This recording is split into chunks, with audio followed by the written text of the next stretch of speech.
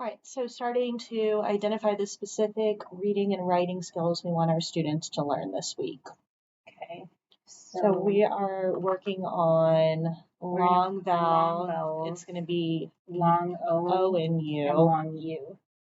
And then making sure that we focus on the two sounds that our long U makes. And it's also the open-ended syllable O too. So it's the O consonant E spelling, and then like O at the end of a word too.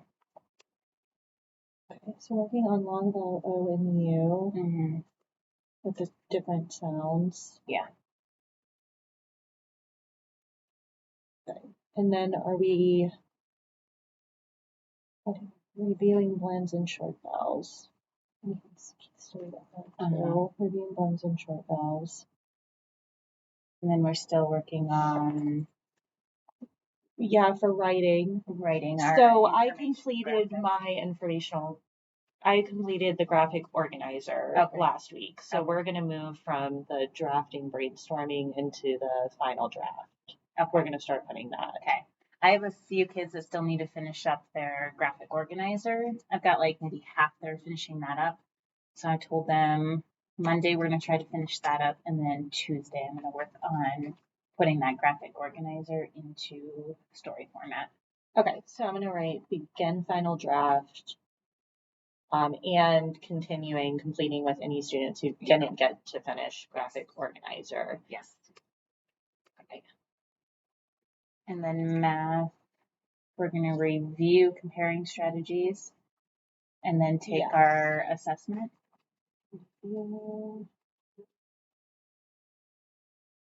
Strategies and take module 7 test. Mm-hmm. And then we said we were doing that toward that, and we're going to begin module 8, correct? Which is going to be our picture graphs. So we're starting with graphing. Yes. Review comparing strategy, take module 7 test, begin module 8, which is picture graphs. That should be a good unit. And then we can review our module 7 stuff next week. Kind of check to make sure kids have that. Okay. So we'll check in the test. All right. And then what does proficiency look like in those areas? So reading, we're still on that fluency by the end of January, checking to make sure they're reading at least 20 words in a minute on their fluency passage. Yes. Writing proficiency would be writing facts and explanations that tie into their topic. So strong topic sentence, we're working on the hooks too, and then being able to explain their facts. And then with our math assessment, what do we want fluency to look like in that, or proficiency in that? Maybe those that score, half to full on it? There's 8 questions always on it. Mm-hmm.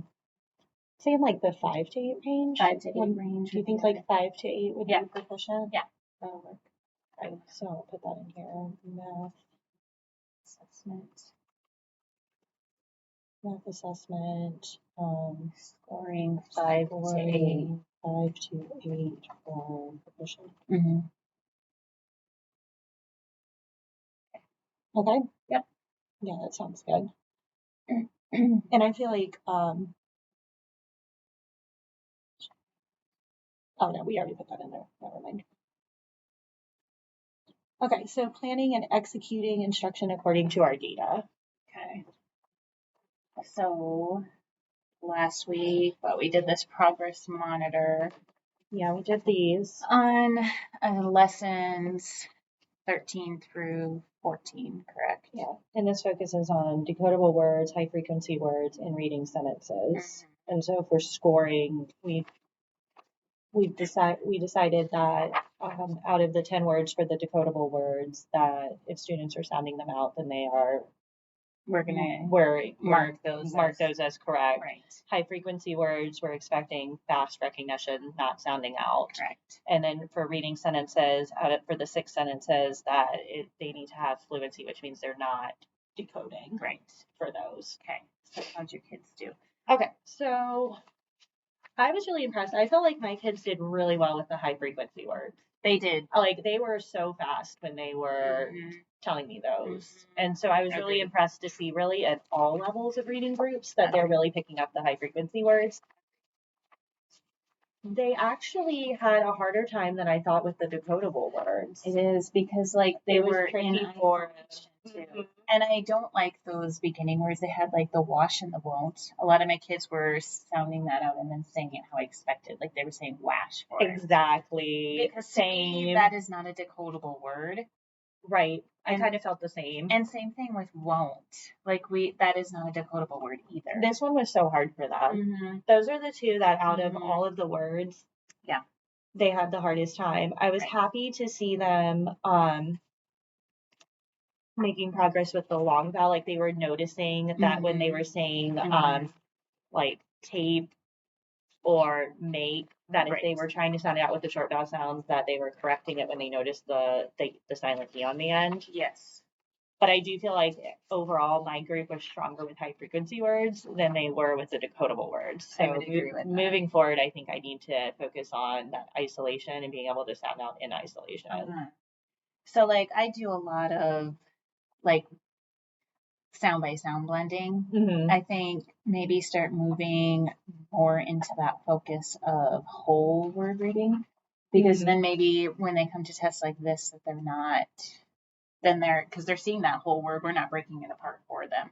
So maybe focusing more on that within small group, because when they got down to the sentence, a lot of the ones that I noticed were struggling with the decodables then would come down and they could read their sentence. I had the same thing, and that's that like isolation versus the within context. And using that context. Yeah, exactly. Figure it out. So I had several kids who missed a few of them, and then down here they were getting the same type of word. Yeah.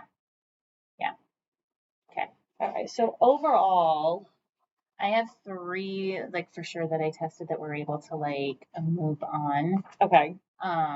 Because they tested enough and they tested high enough in certain areas. But yeah, it was the same like kind of overall trend that you were addressing. So I think if we focus on these areas of maybe focus more on that whole, keep doing what we're doing for frequency words because that's obviously working. Yes. And then focus on maybe more of that whole word reading in small group, kind of start transitioning more into that. I agree with that for sure. They were doing pretty well when they had it in sentences, which was nice to see. I feel like there's that progress. So I definitely think this is the section that we need to focus more on, and that'll be a good thing to work on in our intervention groups and everything. Okay. We can make progress with All that. Right. So make note of that according to progress monitoring. Yeah, our progress monitoring. Oops.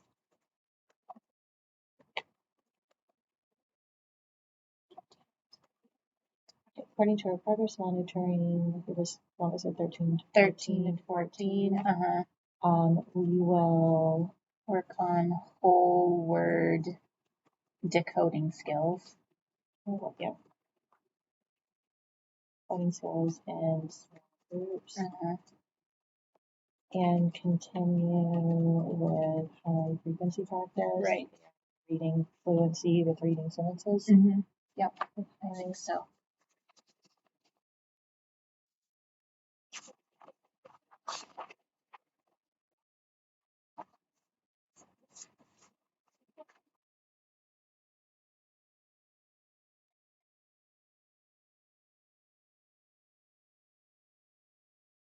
Okay. All right. Yeah, that sounds good. Okay, then next week, ongoing formative assessments. So we're going to assess our reading fluency and our reds and yellows. Red and yellow. Yep. And then we can go back and review We're that. not next week, but the week after will be the next round of progress monitoring for Gurney. So next week it's red and yellow groups. Red and yellow group fluency assessment. Yeah. And then I'll let you finish typing. Okay. And then we can also, I guess, put in there that we're also going to do our CFA on module 7 for math. Oh, yeah.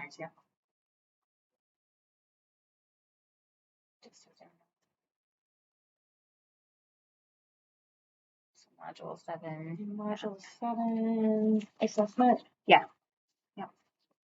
Yep. Okay. All right. Next. So share and examine student work. So we examined So their. we're looking at progress monitoring. So Just go in there that we examined our progress monitoring for 13, 14, and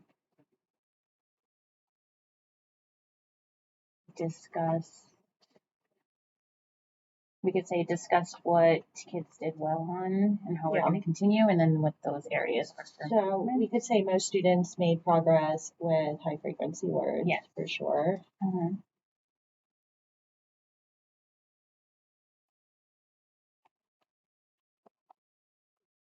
And I would say in reading fluency. Yeah, because they did well on that area. Yeah, and they did well in the passage.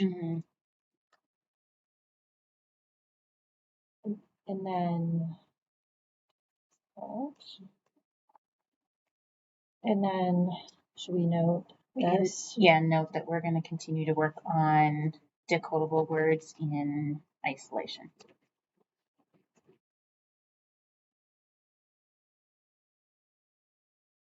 Okay. We adjust intervention strategies, reteach, reaffirm, and celebrate. I reevaluated my reading groups and I've switched things up. And I felt like this week being our first week in those new groups, that I think the adjustment was a good idea for that, because I feel like I was able to work more with students that maybe I haven't gotten the chance to have in small groups. And then I'm seeing progress with a lot of the skills that we were just talking about, like the high frequency words and decoding.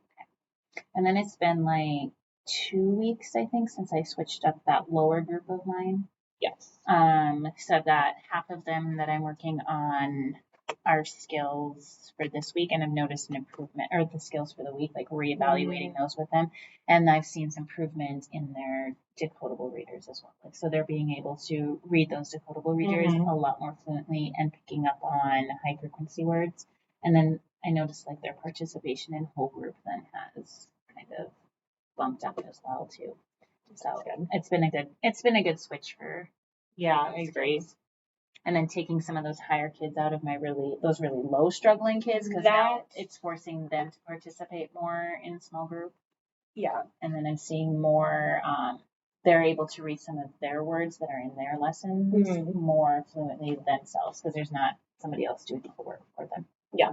That's what I've seen too, because I noticed that my group especially, it was kind of uneven with skill level, as some kids have grown quite a bit. And so they were doing most of the work for it. And so now that I've split the groups up more, I'm seeing those kids having to work more, and then that's helping them out. Okay. All right. So we adjusted our intervention groups to target those that are still struggling. And then we've seen progress, or we've noticed that it's been a good switch. Yeah. We're starting to see progress in those groups that needed that switch. A good switch.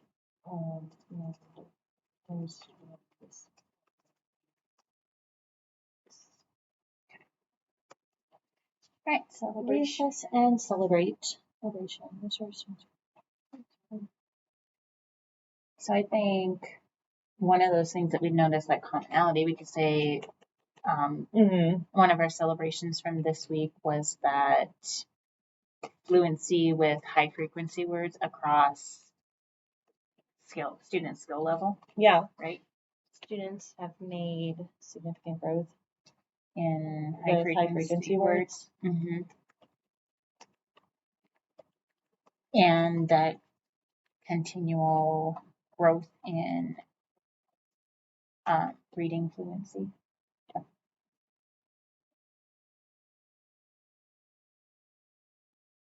And then right here, the fluency piece. Yep. Okay. Right. Team reflection and identification of next skill. So we are going to move on to lesson 16 in reading. Continue our work on informational writing. So we're going to move into the next level or the next step in our informational writing.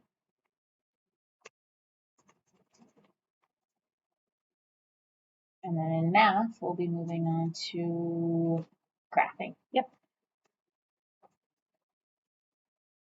Okay.